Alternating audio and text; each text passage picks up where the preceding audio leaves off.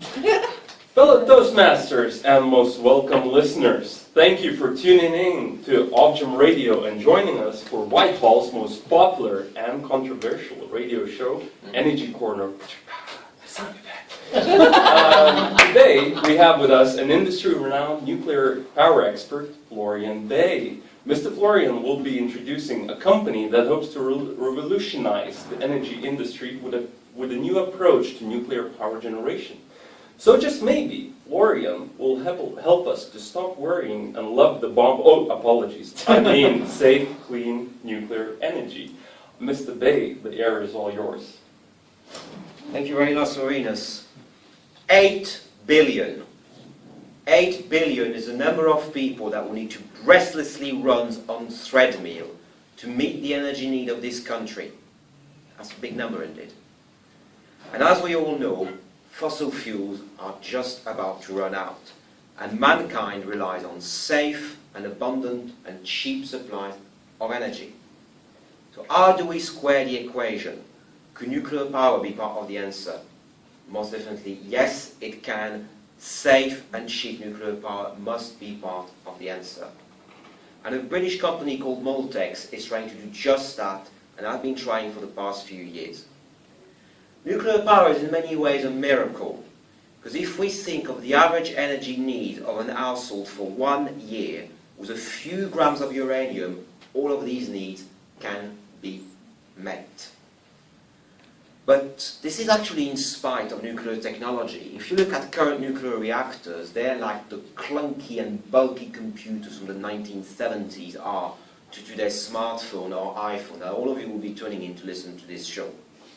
It's quite a contrast indeed, but this is exactly what they are. Today's nuclear reactors are very complex pressure cooker, which rely on safety systems so that the lid doesn't blow off and a nuclear meltdown occurs.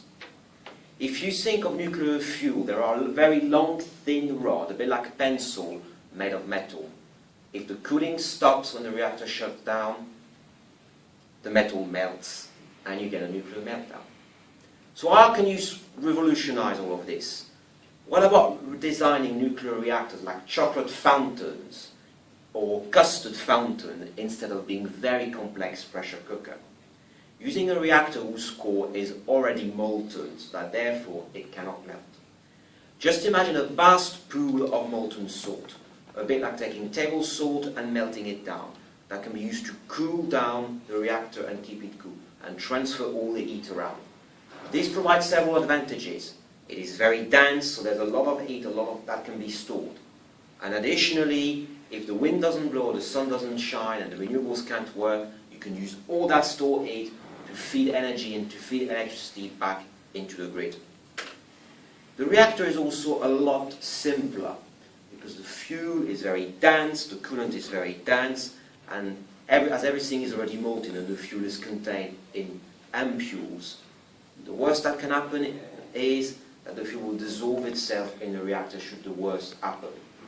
Everything is kept cool and under control. It is a lot simpler and safer to build, so simple to build that it is almost like slotting Lego bricks all together. A global consultancy estimates that the cost of building these power stations would be just about equivalent to the cost of today's fossil fuel station.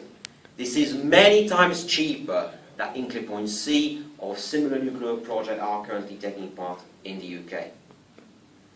But there's also another miracle that's possible thanks to this reactor.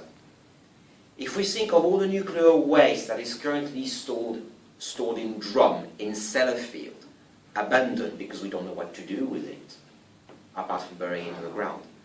This reactor, the physics of it allow to use this nuclear waste as a fuel, to recycle nuclear waste in effect into tomorrow's electricity and tomorrow's energy need. Another miracle that Moltex wants to make possible. Now let's just think about the imperative of cheap energy. Mankind has been relying on cheap energy for centuries. This is what made the Industrial Revolution possible. And if we want to keep powering ahead and maybe have another industrial revolution in this country, cheap nuclear-powered electricity is going to be an imperative. It is an imperative that we owe to all children so that their future prosperity is the same as the one we enjoyed and all past generations enjoyed. It is a miracle that we can make possible in this country if we choose to invest in it. Just like Tesla made electric car possible in the US, Moltex can make cheap, safe and abundant nuclear energy a miracle happening in the UK. Thank you. Mr. Bay, thank you very, very much for this informative, eye-opening, and I would like to acknowledge very passionate overview of Moltex Energy and the technology this company offers. For viewers, as per our show's usual agenda, we'll now have a Q&A session with a couple of questions coming from myself, and then possibly we'll take some calls from the listeners. Here at Energy Corner, the consumer is very close to our hearts. Yeah. So the three main things are most important for us: safety, cost effectiveness, and sustainability. Yeah. So from a safety perspective, you've covered a lot of differences between Moltex technology and the general standard technology. So what tests, to what extent has this technology been tested? The molten salt reactor technology has been tested in the United States in the 1960s and 70s, so we know that it works. The technology that they had in the US was slightly different and actually a little bit more complicated because the nuclear fuel was actually dissolved in the salt. Whereas in this case, they would be kept separate. You would have dissolved salt with the fuel in ampules, a bit like modern day fuel rod, except a lot better because the fuel is liquid, so there's convection to cool. That will be cooled by the molten salt. So it's a lot simpler and a bit safer. Oh, thank you very, very much. So can we say that technology is readily available to be implemented now? The technology is, at the moment, not yet readily available. There is some knowledge, but more research needs to be made, more engineering studies needs to be made. But the company estimates that if the investment would be forthcoming from the UK government, the technology could be made available in the UK in a decade at the most. I mean, this could be a fantastic export opportunity for this country to really bring jobs and wealth back into the UK PLC. Excellent, thank you. So in terms of costs, is there any possibility of actually retrofitting some old nuclear power plants with the current technology, with the new technology? Most definitely not, because current nuclear reactors basically would have to replace the entire core and would have to replace the turbine as well. The temperature of the steam generated by Moltex reactor would be a lot higher than the current nuclear reactor, so even reusing the old turbine would not be possible. It's a very nice idea. We couldn't possibly use the site because the site already got licensed and regulated, but reusing any parts would, I'm afraid, not be possible at all. Okay, so there's a lot of savings there to be gained. Yeah. Excellent. We'll take some calls, and any minute now our phone will ring with any questions. Me.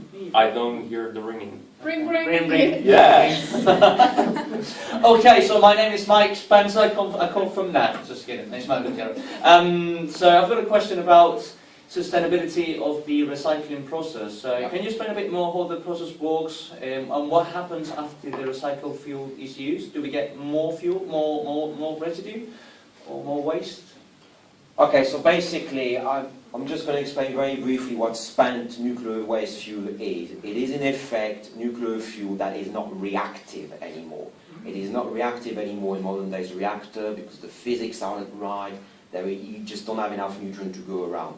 In Moltex reactor though, because the reactor core is so different, you can simply reuse old fuel and it will start to be reactive again. You will start having a chain reaction and a lot of heat will be produced as a result.